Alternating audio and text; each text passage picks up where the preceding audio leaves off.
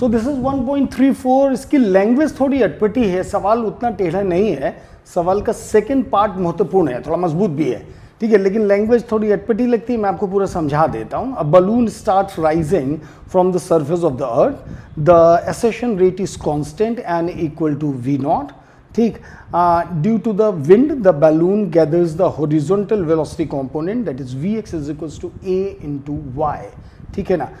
where a is a constant and y is the height of ascent. Find how the following quantities depends on the height of the ascent. Number 1, the horizontal drift of the balloon, और देखो क्या लिखा है,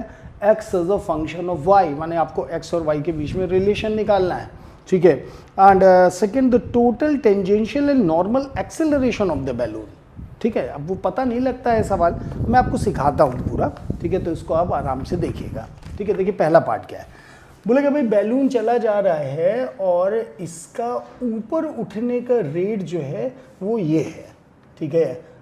यानी कि y component आपको दिया गया है, ठीक है, तो यानी ऐसे उठता चला जा रहा है बैलून, ठीक है। अब क्या है भैया, तो बोले क्या x कंपोनेंट, क्या तो बोला x कंपोनेंट जो है वो y पर डिपेंड कर रहा है, y तो कांस्टेंट है, ठीक है, लेकिन जो इनका x कंपोनेंट है, ठीक, ये किस पर डिपेंड कर रहा है, तो आपने बोला due to the wind the balloon gathers the horizontal velocity component Vx is equals to a times y, ठीक है, आराम से देखिएगा, ठीक है। क्या हुआ भाई, इसने यहाँ से जो इसका x कंपोनेंट है ये कितना हो गया, बोले a टाइम्स y, ठीक है, तो बोला भाई ये तो कांस्टेंट तुम्हारे सामने चला जा रहा है, तो बोले ठीक बात है, ठीक है, इसमें कोई दिक्कत नहीं है, लेकिन जैसे जैसे ये ऊपर उठता जाएगा उसका x कंपोनेंट बड़ा होता जाएगा, y कंपोनेंट में कोई परिवर्तन नहीं दिखा रहे हैं, ठीक है, लेकिन x कंपोनेंट टाइम के साथ में बदल रहा है। तुमने कहा मैं समझ गया सर, ठीक है, यहाँ पर जब आप x कंपोनेंट निकालेंगे, ठीक है, तो यहाँ पे लिखेंगे a multiplied by v naught and that is t। This is the most important point, ठीक है, जिसको कि आपको समझना होता है। और अगर आपको ये समझ आ जाता है, ठीक, कि टाइम के साथ में भाई ऊपर बढ़ रहा है तो ये कांस्टेंट रेट से बढ़ रहा है, ठीक है, तो टाइम भी तो चेंज हो रहा होगा ना, 0 second, 1 second, 2 second, 3 second, 4 second, और जितना y बढ़ेगा उतना ही x बढ़ेगा। इसका मतलब x भी टाइम के साथ में चेंज हो रहा है, y चेंज नहीं हो रहा है टाइम के साथ में, ठीक है। 1 2 3 4 5 6 7 8 सबकी जगह पे v नॉट ही है, लेकिन जैसे जैसे y चेंज हो रहा है x चेंज होता चला जा रहा है, ठीक है। मानिए छोटे x के लिए आपको y की छोटी वैल्यू मिलेगी और बड़े x के लिए जब x की वैल्यू ज़्यादा होगी तो आपको y की वैल्यू बड़ी मिलेगी। तुमने कहा हाँ सर, इसलिए आपने यहाँ पर t लगाया, अब बात मेरे समझ में आया, सोले ओके, ठीक है, बस इतना हो गया तो फिर सवाल सॉल्व हो जाता है, ठीक है। आप इसको लिख लीजिए दो पार्ट में, velocity of balloon with respect to earth, ठीक है, तो इसको आप वेक्टर बना लीजिएगा। तो आप वेक्टर बनाएंगे तो क्या होगा, सो बोले a v naught t, that is times i plus of कितना हो गया v नॉट टाइम्स j, ठीक है। ये देखिए अब इसके बाद फिर कोई आपको x और y में रिलेशन निकालना है, तो आपने कहा सर वेलोसिटी वेक्टर दिया होता है तो इसको इंटीग्रेट कर देंगे तो डिस्प्लेसमेंट आ जाता है, तो x वाले को इंटीग्रेट करेंगे तो x का डिस्प्लेसमेंट आ जाएगा, y को करेंगे तो y का आ जाएगा, ठीक है। तो मैं एक एक करके आपके सामने करता हूँ, ठीक है। आपने लिखा ये कितना हो गया, सो दैट इज फॉर x, ठीक है, तो x के लिए लिखा आपने, तो ऐसे लिखेंगे, आराम से देखिएगा, Vx इज इक्वल्स टू कितना हो गया, बोले a v naught t, Vx को आपने क्या लिखा, सो बोले dx upon dt,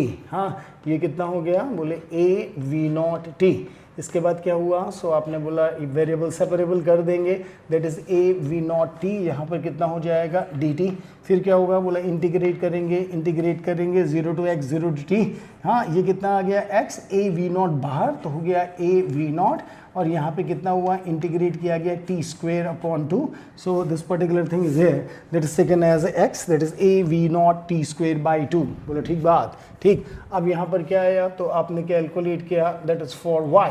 y component के लिए क्या करेंगे, तो आपने बोला y कंपोनेंट के लिए ये करेंगे, कि आपने लिखा vy that is equals to, तो आपने बोला खाली कांस्टेंट है, तो आपने बोला कोई बात नहीं भाई, d y by d t कितना हो गया, सो आपने बोला वी नॉट, वेरिएबल सेपरेबल करेंगे तो कितना हुआ, बोला d y is equals to v naught multiplied by d t, फिर क्या हुआ, सो बोला इंटीग्रल इंटीग्रल ये कितना हो गया y, ये कितना हो गया v नॉट इंटू टी, ठीक है। So this is the relationship, ये देखिए y as a function of time हो गया और ये x as a function of time हो गया। और आपको कई बार बताया गया कि अगर आपको x और y के बीच में रिलेशन निकालना तो आप t को गायब करेंगे, ठीक है। यहाँ से आपने t की वैल्यू निकाली तो t इज इक्वल टू कितना हो गया, तो आपने बोला y अपॉन वी नॉट, हाँ, और इस वाली वैल्यू को यहाँ पे घुसा दिया तो x बराबर कितना हो गया, सो बोले a v naught multiplied by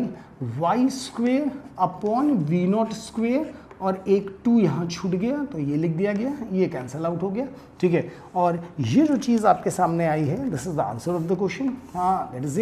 ये देखिए x और y के बीच का रिलेशन आ गया a y square divided by 2v naught, हाँ, एंड दिस इसकी मदद से आप हॉरिजॉन्टल ड्रिफ्ट भी निकाल सकते हैं, ठीक है। अगर किसी सवाल में पूछ दिया जाए, अब देखिए जेई के एडवांस में इरेडूव के एक्सटेंशन या वेरिएशन आते हैं, अब एग्जैक्टली तो ये नहीं मिल सकता, अब मिल जाए तो इससे खुशी की बात क्या होगी, ठीक है ना, हाँ। तो यहाँ से आपने वैल्यू निकाली तो आपका x का वैल्यू कितना आ गया, सो बोला x is equals to that is a y square divided by 2v naught, हाँ, एंड दिस इज है, so this is the first answer of the first part, ठीक है। ना moving to the second part है, तो second part के पहले मैं चाहूँगा कि थोड़ी सी आप जरा फिगर सोचिए कि क्या हो रहा होगा, ठीक है, तो आपको भी सारी चीज़ मिल जाएगी और ये बेसिकली आगे के सवालों के लिए भी सेट हो जाएगी। तो आपने देखिए सर फिगर ऐसा होगा, अब आराम से देखिएगा पूरी स्टोरी, कि देखिए सर फिगर ऐसा होगा कि ये कोई बलून होगा, तो बोले ठीक बात है भाई, ठीक है, ये बलून बना दिया गया, ठीक है, ये देखिए। फिर आपने बोला कि देखिए सर इस बैलून का एक वाई कंपोनेंट होगा, ठीक है, तो बोला भाई इसकी वेलोसिटी कितनी होगी, तो बोला वी नॉट, और एक एक्स कंपोनेंट होगा, ये देखिए, ठीक है, हाँ, और ये कितना होगा, सो बोले a v naught multiplied by t, so ये हमारी वेलोसिटी की स्टोरी हो गई, ठीक है। अब क्या होगा भाई, तो आपने बोला सर जो रिजल्टेंट वेलोसिटी होगी वो कुछ ऐसे जा रही होगी, तो ये भी ठीक बात है, ठीक है। अब मैंने आपसे बोला कि भाई हमको ये बताइएगा ज़रा कि एक्सेलरेशन कैसे निकालें, तो आपने बोला सर वो उसके लिए तो बड़ा यूनिवर्सल तरीका है, आप ही ने सिखाया है कि वेलोसिटी के वेक्टर को पहले लिख दिया जाए। तो हमने पहले लिखा velocity of b with respect to earth that is equals to a v naught into t, हाँ, plus of v naught into j, so that is here, ठीक है। अब क्या हुआ, तो बोले डिफरेंशिएट कर दीजिए इसे, तो आपने एक्सेलरेशन निकाला, सो एक्सेलरेशन कैपिटल W ले लो, चलो वरना A कांस्टेंट है ना तो कंफ्यूज करोगे, तो इसको डिफरेंशिएट किया तो कितना हो गया ए वी नॉट आई, ठीक है, प्लस ऑफ ये कितना हो गया 0j, so that is it. So what is the net acceleration, तो आपने बोला नेट एक्सेलरेशन की सर वैल्यू आ गई ए v not, so that is it, ठीक है। तो बोला कि भाई इसको भी बना लीजिए, तो तुमने कहा ठीक है सर ये हम बना लेते हैं, ये नेट एक्सेलरेशन है इधर की तरफ आ जाएगा और इसकी वैल्यू होगी ए v not, so that is it, ठीक। अब आपको सवाल में पूछा गया है कि टेंजेंशियल एक्सेलरेशन और नॉर्मल एक्सेलरेशन आपको ये निकालना है, ठीक है ना, हाँ। तो देखिएगा जरा ये एंगल पकड़िएगा, so this angle is here, that second is alpha, और इस एक्सेलरेशन के दो कंपोनेंट कर दीजिएगा, ये देखिए इधर की तरफ जो कंपोनेंट आएगा ये देखिए, और इधर की तरफ एक कंपोनेंट आएगा, ये देखिए, ठीक है। तो ऊपर की तरफ जो कंपोनेंट आएगा इसको एक्सेलरेशन टेंजेंशियल बोला जाएगा, और ये वाला जो आएगा इसको एक्सेलरेशन नॉर्मल बोला जाएगा, ठीक है ना, हाँ। आपने बोला ठीक है सर, और ये भी अब धीरे धीरे आपकी हैबिट पढ़ी गई होगी, ठीक है। तो आपने बोला कि सर फिर एक काम करेंगे, अगर हम आपसे बोले कि भाई टेंजेंशियल एक्सेलरेशन क्या होगा, टेंजेंशियल एक्सेलरेशन क्या होगा, तो आपने बोला सर जो नेट एक्सेलरेशन है इसका आप कॉज अल्फा निकाल दीजिएगा, ठीक है, तो बस ये आ जाएगा। तो हमने कहा नेट तो ये है, तो बोला ठीक बात। अब बोले कॉज अल्फा कहाँ है, ठीक है, तो आप बस इसकी शरण पे चले जाइएगा ज़रा, यहाँ से एंगल निकालिएगा, ठीक है, और आपने टैन अल्फा की वैल्यू निकाली, इस वाले से यहाँ से निकाल लीजिएगा, टैन अल्फा की वैल्यू निकाली गई तो कितना हो गया, सो आपने बोला that is v naught divided by a v naught, ठीक है, ये और ये कैंसल आउट हो गया, तो टैन अल्फा कितना हो गया, सो आपने बोला दैट इज़ 1/a। जैसा आपको बार बार सिखाया जाता है, ट्रिग्नोमेट्री लगाने की ज़रूरत नहीं है, डायरेक्ट ट्रायंगल बनाएंगे, तो आपने बोला ये देखिए और ये देखिए, ठीक है, आपने इसको बनाया दैट इज़ अल्फा, ये कितना हो गया 1, ये कितना हो गया a, under root of a square plus 1, ठीक। तो यहाँ से आप कॉस अल्फा निकाल के इसके अंदर डाल दीजिएगा। तो आपने बोला टेंजेंशियल इज इक्वल्स टू डब्ल्यू नेट, ये कितना हो गया a v naught multiplied by cos of alpha that is a upon under root of a square plus 1, ठीक है। हाँ, अब मैंने इसको सॉल्व किया है पूरा, तो सॉल्व करने पर मेरा जो वैल्यू आएगा, आप भी कर लीजिएगा, सिंपल है, ठीक है। सो ये वैल्यू आ जाएगी a square y divided by under root of 1 plus a square y square divided by v naught square, ठीक है। So that is this was b the first answer, ठीक है। That is tangential acceleration that is equals to this. अब ये बोले कि अभी normal acceleration क्या होगा, तो किसी ने कहा भाई ये डब्ल्यू नेट साइन ऑफ एल्फा होगा, ठीक है।